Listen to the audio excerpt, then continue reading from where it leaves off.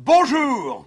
Alors, pour les deux rapaces qui sont toujours derrière moi, j'ai trouvé un nouveau truc. Vous prenez 2 couvre-casques, quelle que soit la marque.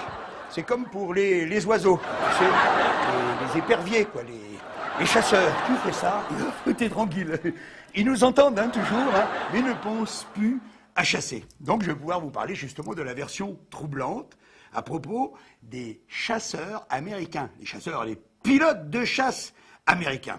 Là-dedans, c'est très précis, on nous dit, attention, qu'à 8h13, entre 8h13 et 8h14, il y a un avion qui est détourné, on le sait.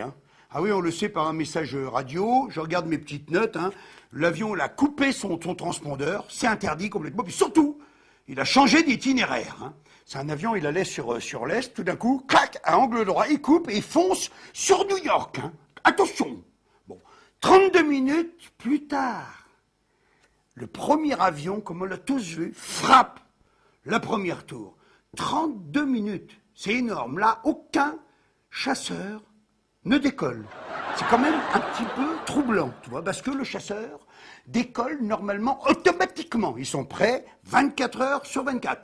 Le chasseur, il faut savoir, quand l'avion quitte la piste, 2 minutes 30 plus tard, il est à 9000 mètres et il vole à Mach 2, 2400 km/h. Donc, entre 6 à 10 minutes, il est auprès de n'importe quel avion de ligne qui se traîne, toi. Ah ben, le chasseur, il arrive, il peut parler carrément en articulant bien, il est en visuel, toi, avec le pilote, il peut lui faire, c'est quoi votre problème, vous avez changé de direction, vous avez de la famille peut-être dans le coin, toi, il y a quelqu'un qui a oublié sa brosse à dents, c'est complètement interdit, c'est super dangereux, il y a plein d'avions qui volent, et puis ils pourraient se rentrer dedans. Bon, admettons.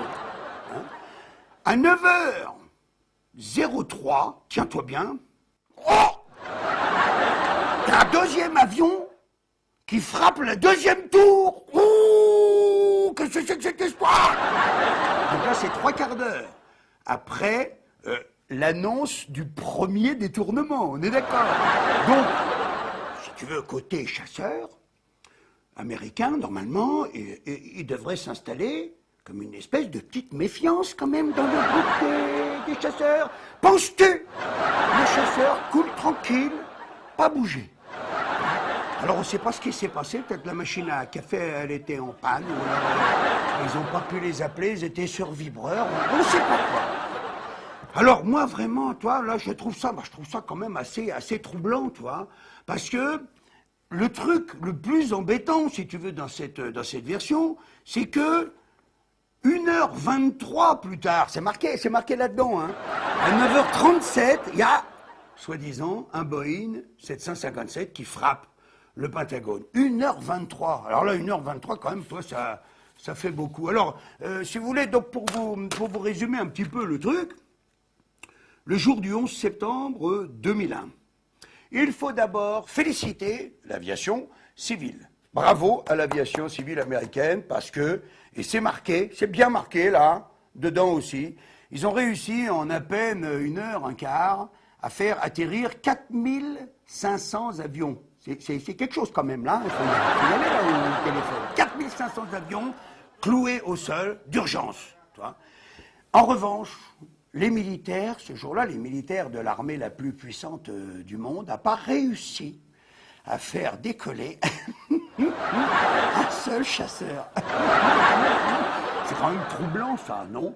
Mais enfin, rassurez-vous, il y a quand même une morale dans tout ça, c'est que tous les militaires qui n'ont pas fait donc décoller les chasseurs, ils n'ont pas été punis, ils ont été promus. Ils auraient dû être punis normalement, mais ils ont été promus. Voilà mes amis, ce que je voulais vous dire, la semaine prochaine, ne manquez pas la semaine prochaine parce que je vais m'adresser directement à Barack Obama, donc ne manquez pas. Et puis surtout, merci pour tous les encouragements que vous m'envoyez. C'est très très gentil. Je suis un petit peu seul dans cette histoire, donc ça fait super plaisir. Et puis souvenez-vous que plus vous êtes nombreux, plus je suis fort.